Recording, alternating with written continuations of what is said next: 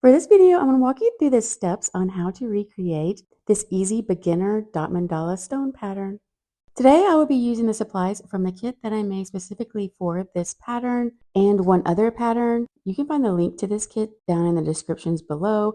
I also provide a link to just the wooden pebbles if you already have dotting tools but would like to paint on these specific wooden pebbles. And throughout the video, I will also be posting the equivalent size tools for Happy Dotting Company and DIY Mandala tools. The paint colors I used for this project are also provided in the description. To start, we're going to place the center dot using the blue rod. We're going to load it up with a lot of the dark blue paint. To place the center dot, we're just going to take the tool and gently place it onto the stone. A trick here is that the tool does not have to be pushed all the way down really hard. Gently let it touch the stone and then lift it back up. And then I will go back in and load the tool up again and add a little bit more paint. This time I will not push down nearly as far as I did the previous time, and that's just going to help build up that center dot. Next, we're going to take the large end of the pink nail dotting tool and we're going to place a dot on top of the center dot, bottom of the center dot, and then left and right. So you're basically just dividing this dot up into 4 parts, evenly spaced. Think of it like a compass, north, south, east, and west. Once you have those, we're then going to use the same tool and place a dot in between all of those dots. And what this is going to do is set us up really well for an 8-point mandala. Take your time with this part because your spacing will really affect the symmetry of the mandala. Next, we're going to use the smallest clear rod to place the dot right here in between those 2 white dots with the light blue. Just going to gently push the tool down and we're just placing that dot where it's kind of just sitting on top of those 2 white dots. So it's not going all the way down to that dark blue dot. It's just kind of fitting in that little space that we created. And we're just going to slowly do this going all the way around, trying to make sure that the dots stay evenly spaced from each other.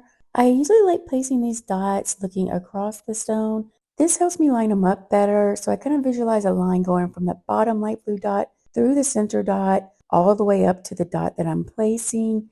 This helps with the symmetry and just keeping everything in line. Next, we'll be using the medium clear rod to place a dark blue dot in between these 2 light blue dots. It's going to be a slightly larger dot and it's going to fit exactly like the other one did, where it's just kind of resting in between those 2 dots, kind of sitting a little higher up, and it's not going all the way down to that white dot. I am placing these pretty close to the previous dots. You can leave a little bit more space if that makes you more comfortable.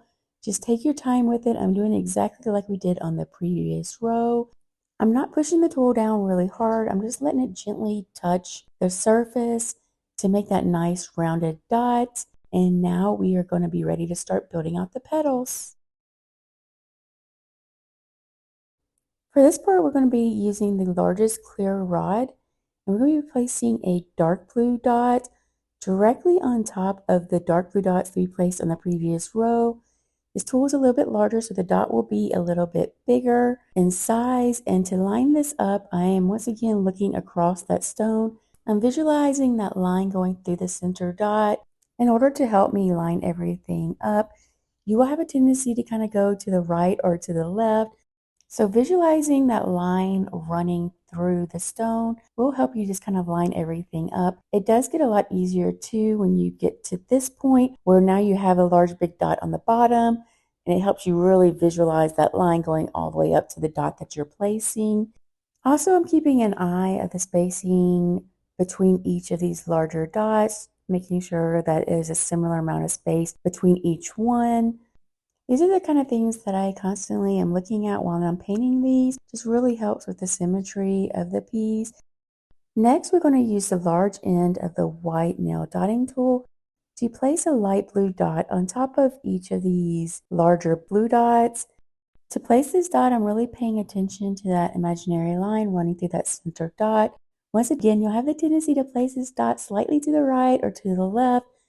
So visualizing that line running through that center dot really helps you just line everything up. Also, when placing these dots, remember to bring your tool directly up. Sometimes you have a tendency to kind of move it like at an angle when you bring it up, which you can deform your dots.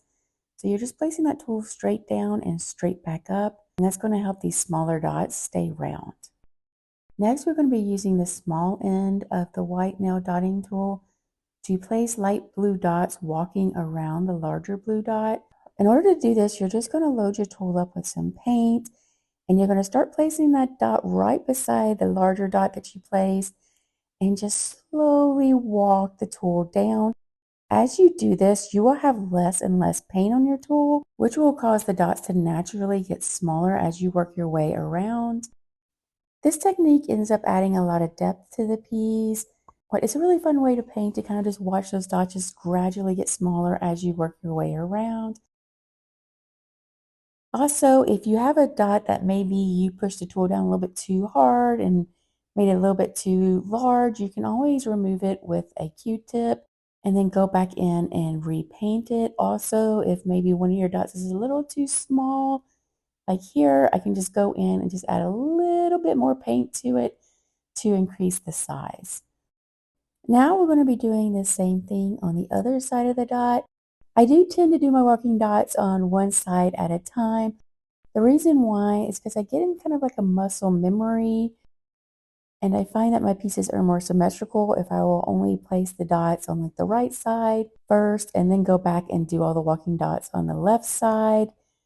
You do not have to do it this way. You can go ahead and do both sides at once, like do the left side, then go ahead and do the right side. It's totally up to you. I just find that my pieces are more symmetrical when I do it this way. And I think it's just because of the muscle memory. Just getting that flow with the spacing of your dots, and I just don't want to interrupt that by switching sides.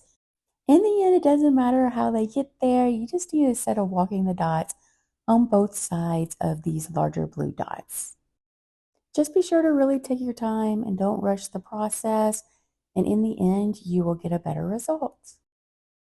So now that we are finishing up this last blue dot, we are then going to go in and add another row of walking the dots. This time we're going to be using the large end of the blue nail dotting tool, and we're going to be placing that larger dot on top of each of these petals. Once again, you're just lining it up, looking across the stone, and we're basically going to be doing the exact same thing that we did on the previous row, but our dots are just a little bit larger this time, which will end up giving the piece more depth. Now that we are finishing up the last of these larger white dots, we are then going to switch to the smaller end of our blue nail dotting tool to place the white dots walking around each of these petals. Now we're going to do the same thing we did before, where we're just going to load it up with a lot of paint and just slowly bring our tool around these larger blue dots. And as you can see, all those dots just slowly get a little bit smaller, but the size of our dots are larger than the previous row. And just really pay attention to your spacing between each of the petals.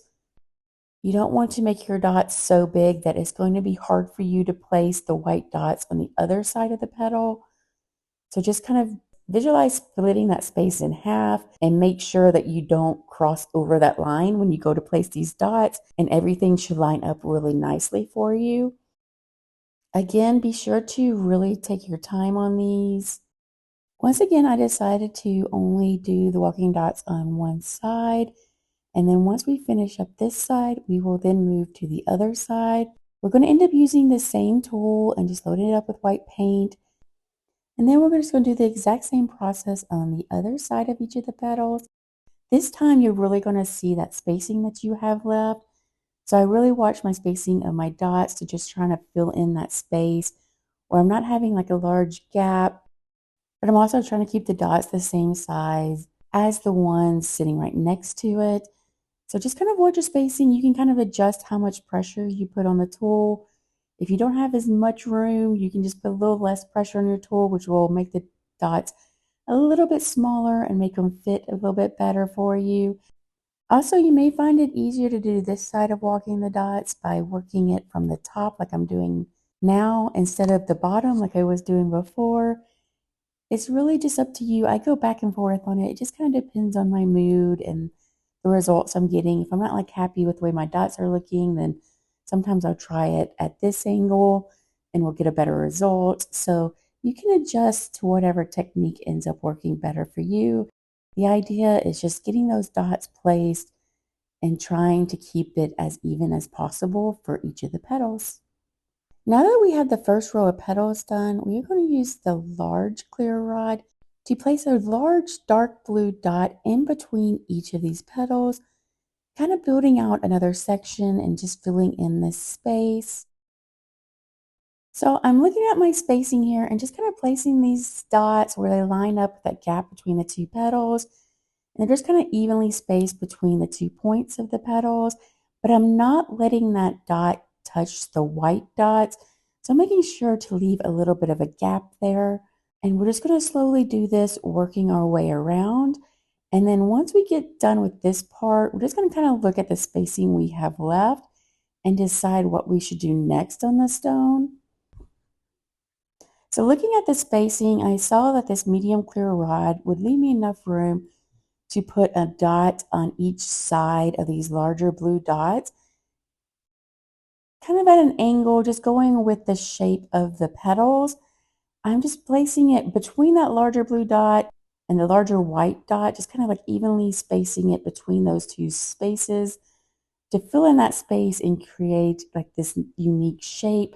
This is going to end up framing the outside of the mandala and helping us to fill in some of this extra space that we have on the side. After completing this part, I then once again look at the spacing that I have left and realize that I could fit another little dot on the top of each of these white petals. So I decided to go in with the medium clear rod and place a light blue dot on the top of all of these white dots, just filling in that space that you have. You can adjust the pressure of your tool to make the dot fit the space that you've created. And I'm just going to slowly do that, working my way around. And this will create like a one continuous line of dots, just kind of wrapping around, creating a frame around the original mandala.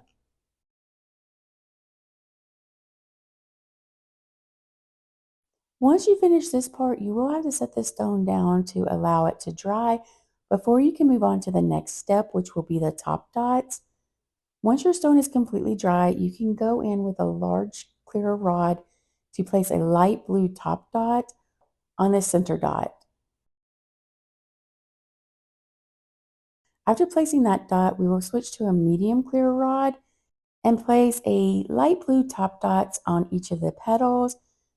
So for this one, I am just lining up this center dot to be in the middle of each of these larger blue dots. I'm just going to slowly work my way around the petal, just really taking my time. If you get one that's a little off, you can always wipe it off with a Q-tip, let that dry, and then go back in and repaint it. These top dots really add a lot of depth and character to your paintings, so don't be scared of them. They do take some practice to get better at, but in the end, they add so much to the mandala. Next, we will use this small clear rod to place a light blue dot on all of these blue dots. This dot's a little bit smaller, so we're just going to use a smaller tool. And we're going to do the same thing that we did before, just being really careful with it and trying to line it up into the center. You can also adjust your dot size by like how much pressure you put on the tool. So if you want your top dots to be a little bit smaller, you can just put less pressure on your tool. Next, we're going to add some top dots to the outside ring. And for that, we're going to use a medium clear rod with the light blue. And we're just going to put a center dot on all of these large dots that fall right in the middle of all the petals. I decided that I just really wanted to like lighten this outside up a little bit more. So adding these top dots is really going to help do that and to give it just a little bit more character and to make it a little bit more fun. Next, with the large end of the white nail dotting tool, I'm going to go in and put some more light blue top dots on all of these darker blue dots on the side, just slowly working my way around. After we complete this part, we will have to set the stone aside again to allow it to dry because we are going to go back in and do another layer of top dots on top of these. So be sure to be patient with it. Allow that paint to dry before you go in and add another layer. If not, it will bleed through or it can deform your dots.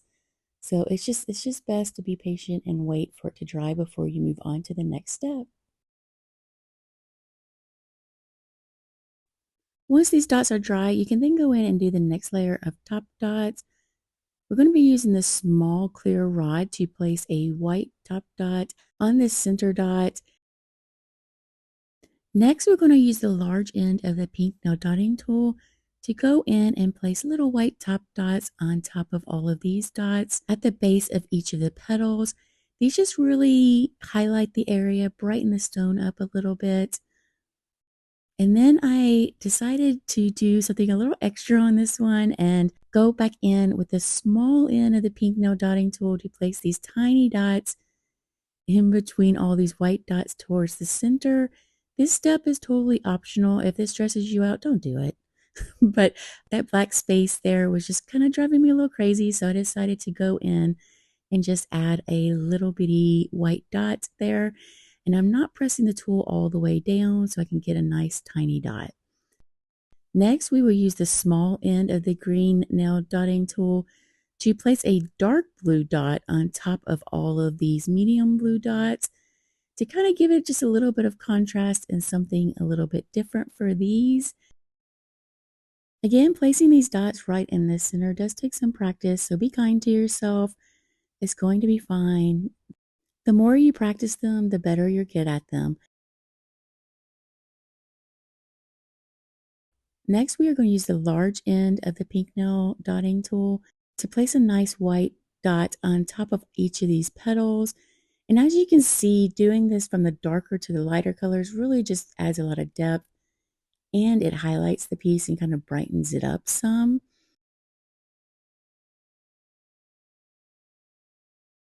For this outside row, I decided to go ahead and add a couple of top dots here. Going to be using the large end of the pink nail dotting tool. And we're going to do what I like to call walking the top dots. So you're going to load your tool up with some paint and place a top dot on that larger center dot.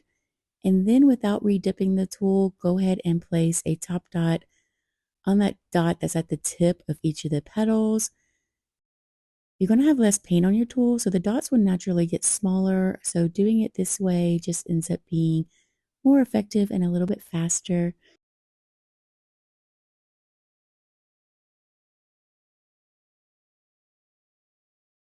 Once you complete these last few finishing touches, your piece is done. So congratulations, you painted a flower mandala. I hope you enjoyed the tutorial, and thanks for watching.